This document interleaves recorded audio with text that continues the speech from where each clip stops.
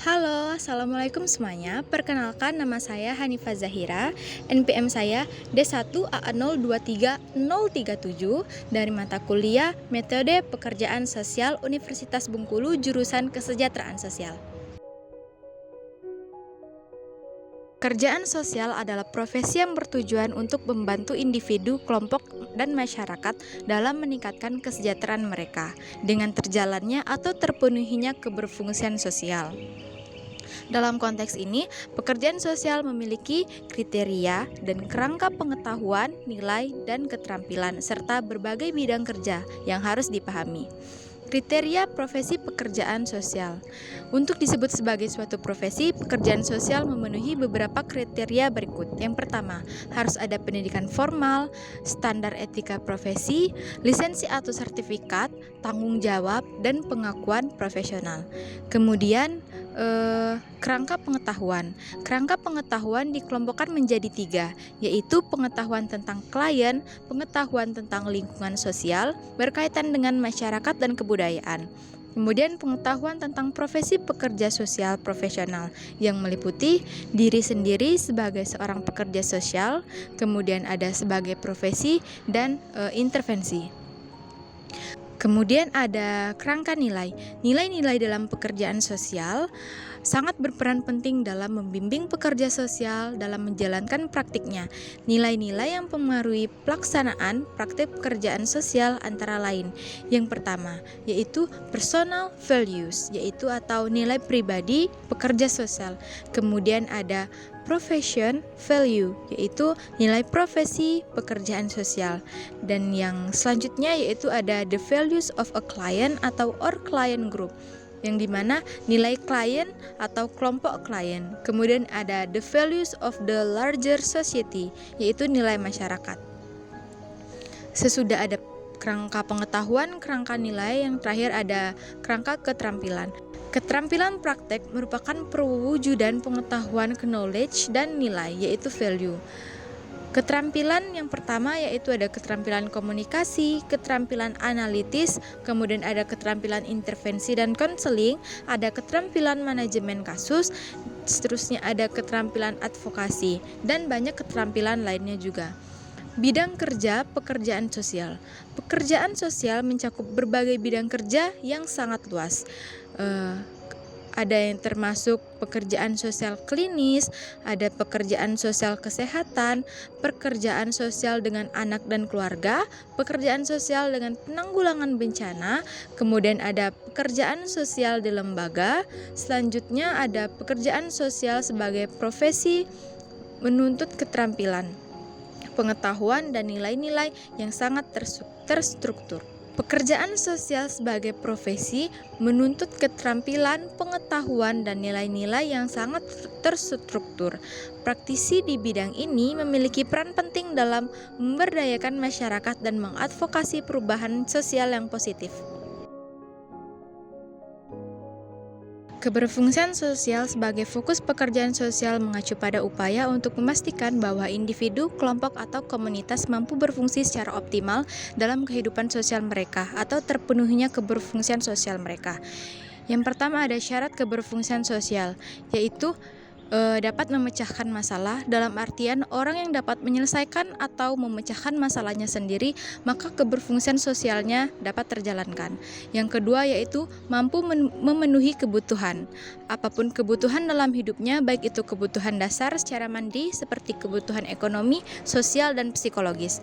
Yang ketiga yaitu mampu menjalankan peran sesuai dengan tempat di mana kita berada. Kemudian ada tujuan keberfungsian sosial sebagai peningkatan kesejahteraan, kemandirian sosial, pemecahan masalah sosial, dan integrasi sosial. Kemudian ada fungsi keberfungsian sosial dalam pekerjaan sosial itu sendiri. Fungsi ini meliputi beberapa aspek, yaitu fungsi pencegahan, fungsi perbaikan, fungsi pengembangan, dan fungsi yang lainnya. Kemudian ada tugas pekerja sosial terkait keberfungsian sosial, yaitu yang pertama sebagai pendampingan dan konseling, penilaian masalah sosial, advokasi sosial, pengembangan program intervensi, koordinasi dengan lembaga sosial lain, dan riset. Dengan fokus pada keberfungsian sosial, pekerja sosial berperan dalam menciptakan kesejahteraan sosial dan inklusif, memberdayakan individu serta komunitas untuk mengatasi berbagai tantangan sosial dan berfungsi secara penuh dalam masyarakat.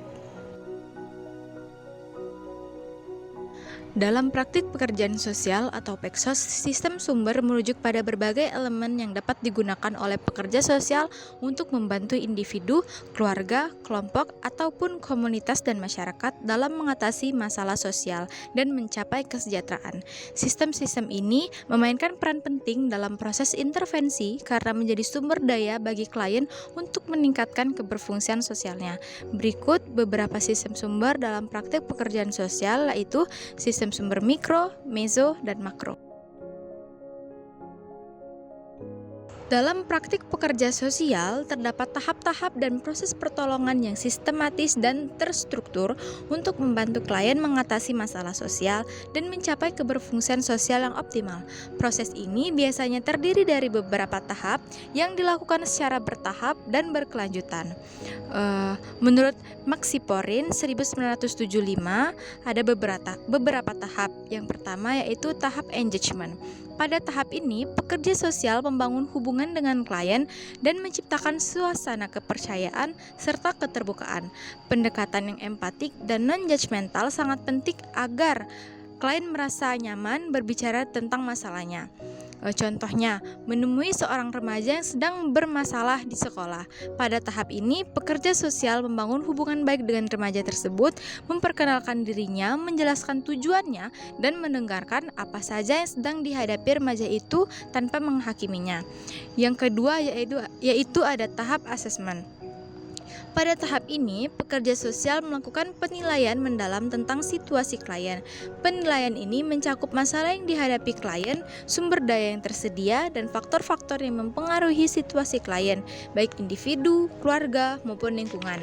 Contohnya, pekerja sosial menilai remaja tersebut dan menemukan bahwa masalah di sekolah disebabkan oleh ketegangan di rumah akibat perceraian orang tuanya.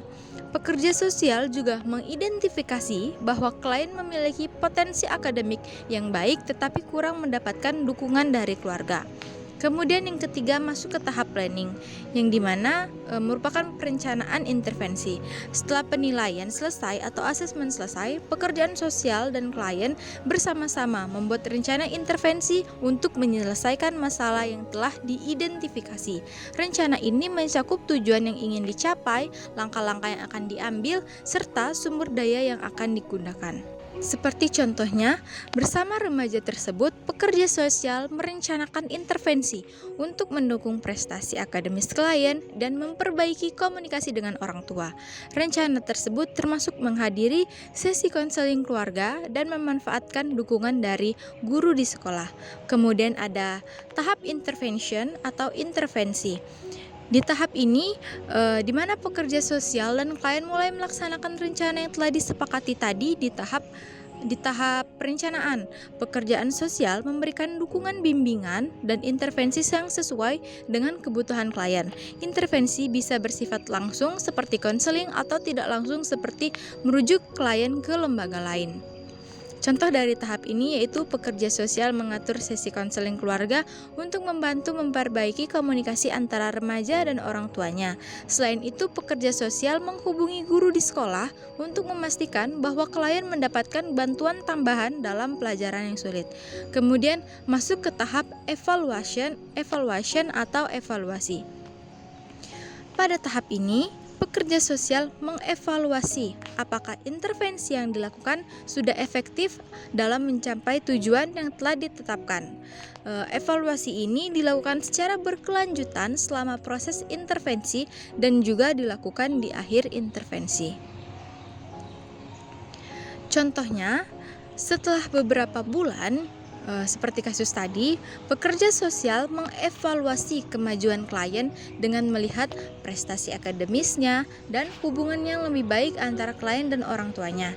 Contohnya, setelah beberapa bulan, pekerja sosial mengevaluasi kemajuan klien dengan melihat prestasi akademisnya dan hubungan yang lebih baik antara klien dengan orang tuanya.